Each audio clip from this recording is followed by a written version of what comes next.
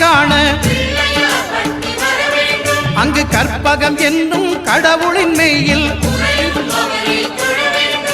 சூரியன் முதலாய் 9 கிரகமும் பலவித குணங்களை கொண்டிருக்கும் எங்கள் கற்பக தருவில் அவை வரும்போது ஒன்றாய் சேர்ந்து பலனளிக்கும்.